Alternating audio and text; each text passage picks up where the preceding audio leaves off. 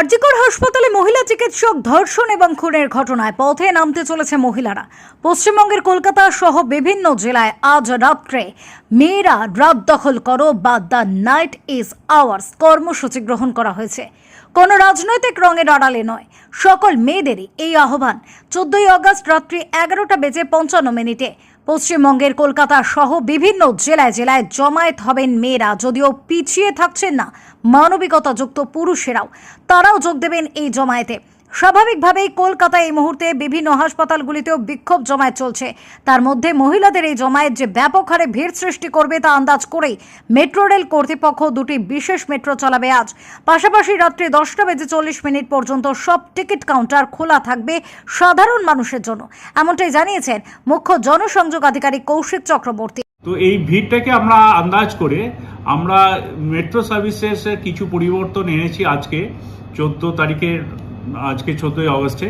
সেটি হলো আমরা দমদম এবং কবি সুভাষ এই দুটো এন্ড থেকেই লাস্ট মেট্রো যেটা আমাদের চলে 10:40 পর্যন্ত, সেটা তো চলবেই, সেখানে কোনো পরিবর্তন হচ্ছে না। তার আগে আমরা দুটো মেট্রো পরিষেবা দিচ্ছি একটা ভিড় আশা করে।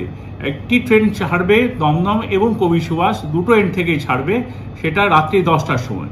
আবারও বলছি, রাত্রি 10টায় একটি ট্রেন ছাড়বে কবি সুভাষ থেকেও এবং দমদম মেট্রো থেকেও, যেই ট্রেনটি প্রত্যেকটা স্টেশনে দাঁড়াতে দাঁড়াতে আসবে যাত্রীদের জন্য।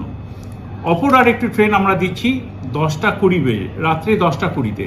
সেই ট্রেনটিও প্রত্যেকটা স্টেশনে দাঁড়াতে দাঁড়াতে যাবে, এটিও কবি সুভাষ এবং দমদমের মধ্যেই চলাচল করবে। তারপরে যেমন 10:40 ট্রেন থাকে সেটা তো থাকছেই। এছাড়া আমরা আজ স্পেশালি আজকের জন্যই আমরা আমাদের সমস্ত বুকিং কাউন্টার্স খোলা রাখছি রাত্রে 10:40 পর্যন্ত, মানে শেষ মেট্রো পরিষেবা পর্যন্ত আজ আমরা সমস্ত কাউন্টার্সই খোলা রাখছি, যাতে যাত্রীদের কোনো রকম কোনো অসুবিধা না হয়।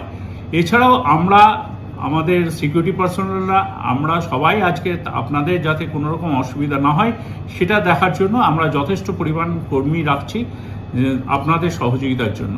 ধন্যবাদ। Bureau report, SD news media, Kolkata.